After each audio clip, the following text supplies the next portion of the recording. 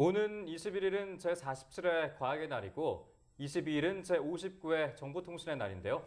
오늘은 과학의 달과 과학 행사에 대해 알아보고 보완할 점을 찾아보도록 하겠습니다. 이화여자대학교 박영일 교수 나와 계십니다. 안녕하세요. 안녕하세요. 네, 이 과학의 달에는 이 기념식과 유공자 포상, 과학체험과 전시회 등 전국에서 500여 개의 과학문화 활동이 열리게 되는데요. 자라나는 학생들과 국민에게 이 과학기술의 희망이나 마인드를 심어주게 충분하다고 생각하십니까?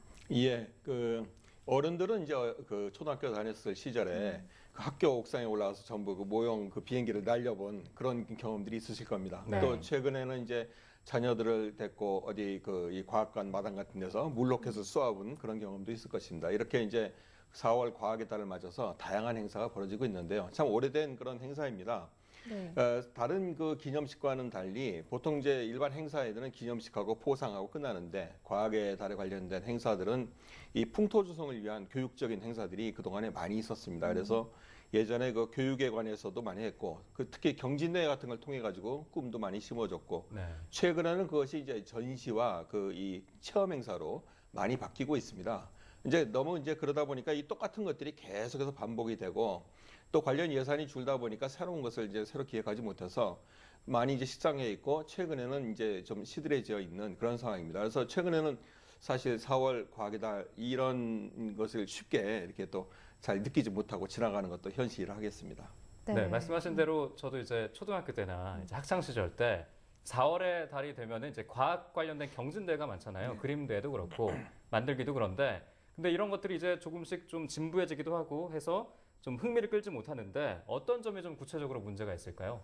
예, 일단 이제 예전과는 달리 지금은 과학기술에 관련되는 체험이나 전시를 볼 그 환경이 많아졌습니다. 또 인터넷 같은 것이 또 발달이 되고 또 미디어가 또 보도를 잘해주고 있기 때문에 사실 그런 걸 굳이 이렇게 과학의 달에 행사로 하지 않아도 평소에도 많이 접하고 있다는 거죠. 그러니까 이제 그런 것들보다 더 뛰어넘는 그런 이제 행사들이 기획이 되고 시행이 돼야 되는데 아직 그러지 못하고 있다는 게 첫 번째 문제고요.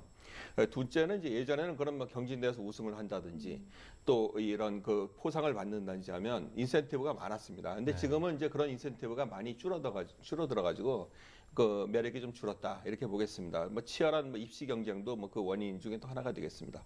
근데 무엇보다 중요한 것은 이제 이 당국이 계속해서 이게 안이한 자세로 그냥 행사 차원에서만 이것을 관리하고 있다는 것입니다. 그러다 보니까 이러한 그 과학에 대해서 중요성을 알리기 위한 그 과학문화 행사에 관한 예산 같은 것도 매년 줄고 있고 행사도 뭐 예전에 했던 것을 그냥 계속해서 하고 있는 안이한 자세, 이 천편일률적인 구성 이런 것들이 이제 보다 큰 문제라 하겠습니다. 네, 그렇다면 이 학생들이나 또 국민들이 바라는 과학기술 행사 어떤 것들이 있을까요? 예, 무엇보다도 이제 첫 번째로는 이제 즉시성, 현실성이 좀 있어야 된다는 것입니다. 그러니까 지금 현재 가장 궁금해하는 거, 예를 들어 우주면 우주, 뭐 뇌, 바이오, 뭐 이렇게 세계적으로 이게 아주 이슈가 되고 있는 것들에 대해서 그것을 학생들이나 국민들이 좀 더 알기를 바라고 있는데 그런 것에 대한 정보가 잘 전달이 되는 그런 행사가 돼야 된다 이렇게 생각하고 있고요.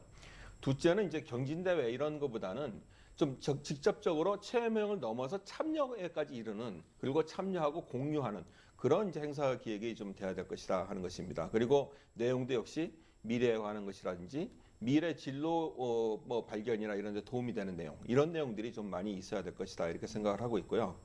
또 이제 언론 미디어를 적극적으로 활용하는 게 무엇보다 중요하다 하겠습니다. 예전처럼 무엇을 그냥 만들어서 서로 같이 모여서 이벤트로 하는 것보다는 지금은 언론의 역할이 상당히 많이 커지고 있고 또 언론이 다양한 이 자료들을 갖고 있기 때문에 그 언론이 중심이 돼가지고 이 과학 문화를 확산하는데 중요한 계기를 마련하는 그런 행사들을 많이 이렇게 만드는 것이 중요하다 하겠습니다.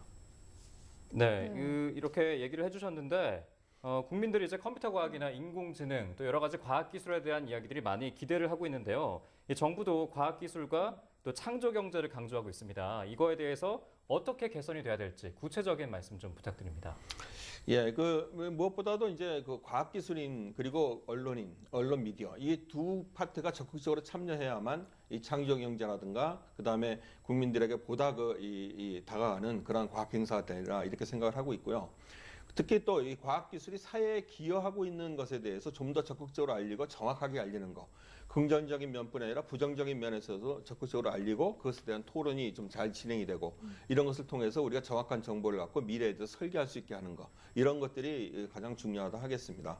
그리고 이제 요새는 ICT가 상당히 중요하기 때문에 ICT를 기반으로 해서 어떤 컨텐츠에 관한 문제, 지식재산에 관한 문제, 이런 정보 보안에 관한 문제, 이런 그 새로운 이슈들을 많이 다루는 것이 중요하다 하겠습니다.